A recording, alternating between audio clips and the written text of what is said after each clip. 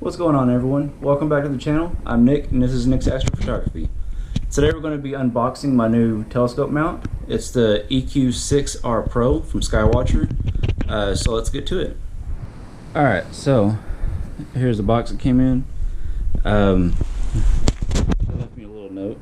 Lieutenant Dan, no legs. I bought this on Amazon and it was a flash sale, so it was on sale for $300 off. So I ended up getting it real quick. It was the last one that they had. It was just a particular seller that was selling it for a little bit cheaper. So I bought it. I waited a couple days. Those 2 days went by, and they notified me that they had to cancel my order. So I ended up contacting Amazon and the seller themselves to see why they canceled, and turns out that when they got it from their warehouse, the mount was damaged. So I asked them what was damaged and if any of it could be saved.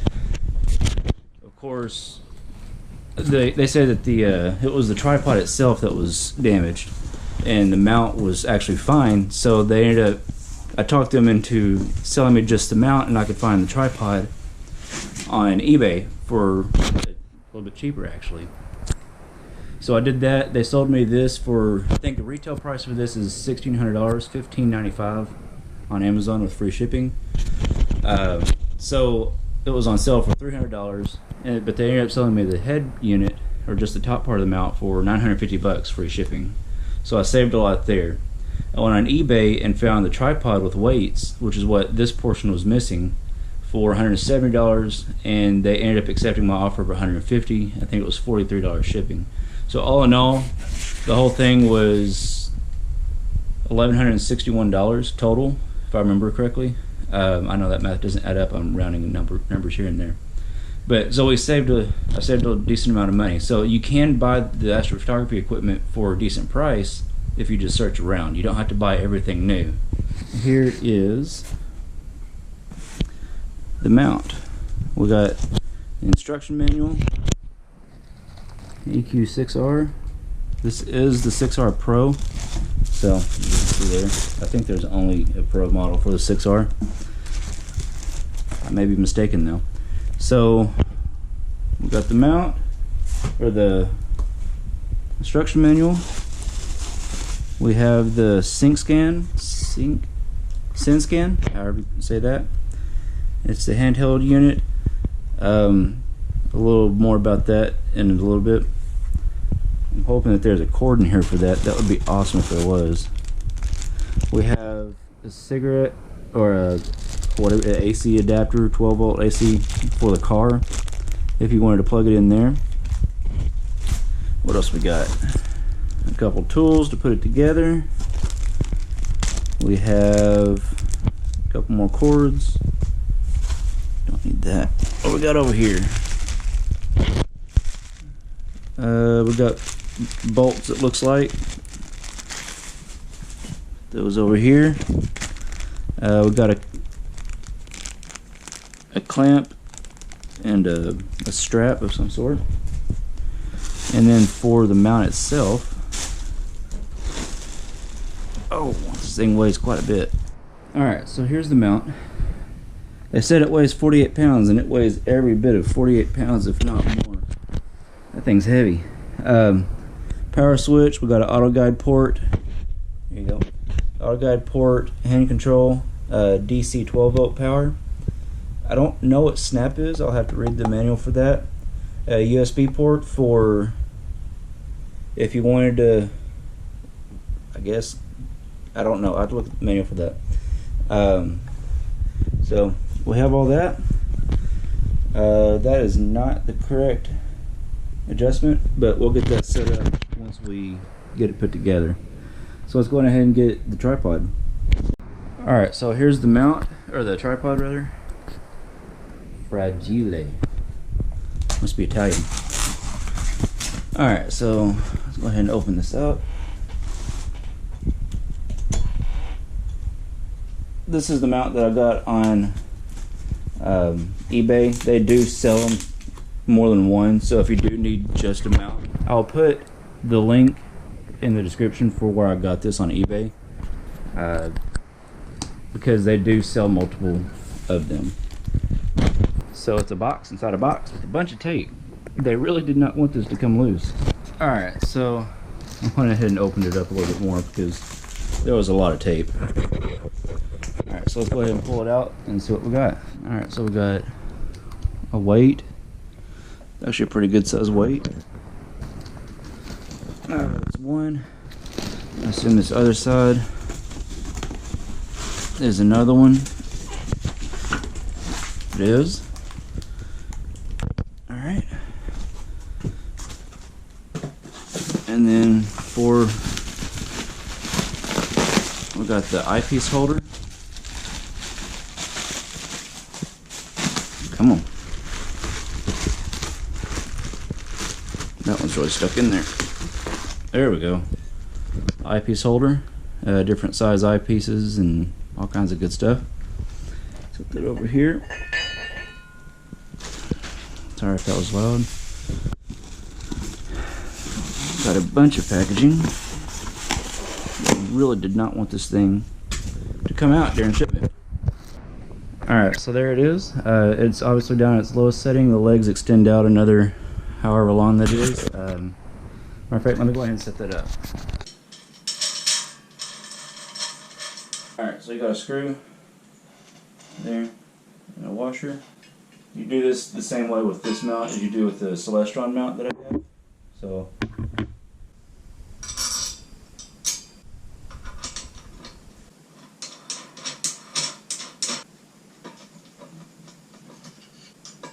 alright, so that's all the way.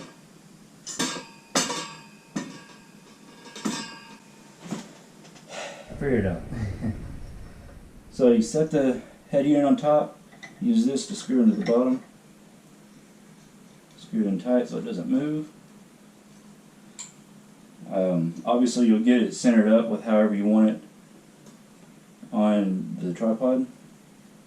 And we'll screw that in, tighten it down. And then we can put this piece back on. We'll put it on, slide it all the way up to where the legs will be.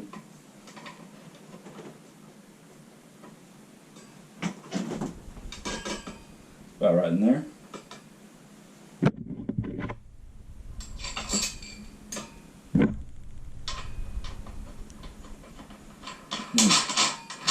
Fasten all the screws.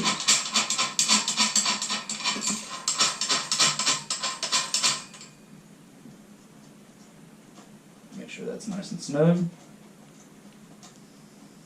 Alright. Good for now. So this will actually be turned like that. Telescope will sit on top like so. So down here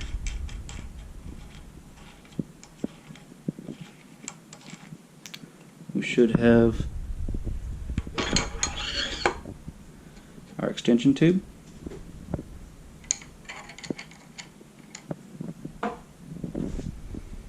Alright, tighten that back down.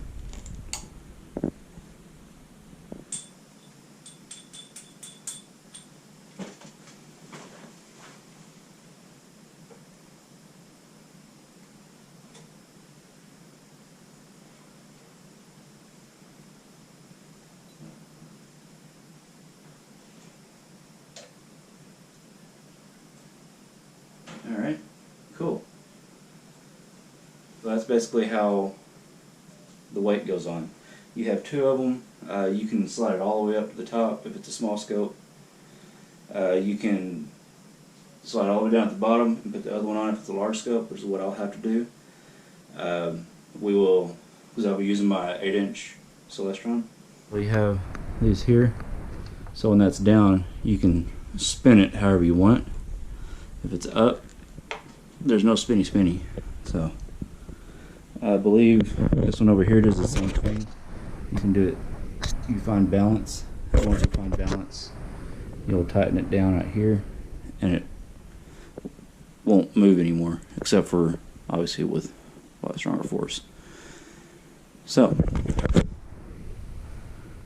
that. We don't want those tightened down yet. And the best part, this right here, you can't see much in there.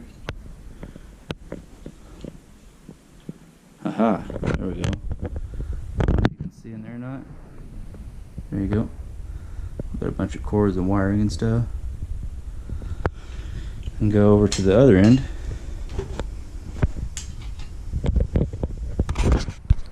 And we got a cap here. Oh, that has a screw on it apparently. Keep it nice and snug. Set that over here. And we got coordinates. And then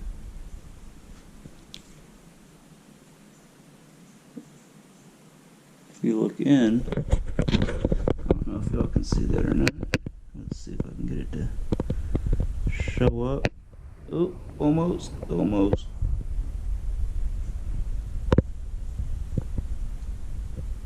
Nope, I'll have to take a picture with my phone to see if it'll show up there. But there's a coordinate system inside.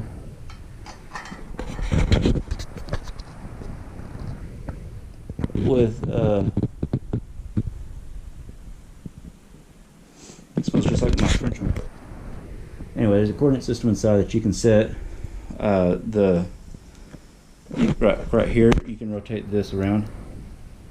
I don't know if that's supposed to be rotated around, but you can rotate that around. I guess I don't know. For polar alignment, use Polaris to align the scope. I'll do a little bit more research on that. We'll look up what our actual latitude is. I believe we're at 29, so it's pretty close. Right now it's sitting at 34. I can't see because I don't have my glasses on. At 34, so we'll have to lower that down. I believe you do that by going right here. Just spinning that until you see it get to about 29. So like that. Another way to check your latitude, you just pop that out so that you can't accidentally spin it. So you have a thing going. It's like it's a little Allen or something on the end that you can lock it in. So there's that. Tighten this all the way down. And we're good to go. Once we get the telescope on, we'll try to balance it, see how hard it is to balance, and test it out.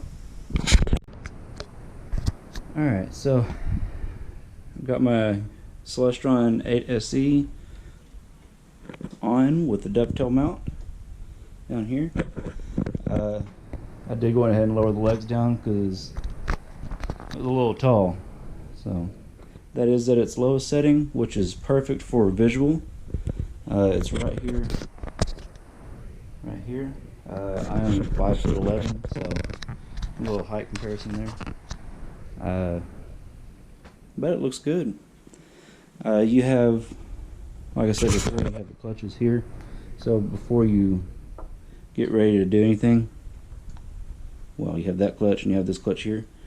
You have to make sure that you balance your weights on the mount, so when we release the clutch, it doesn't move.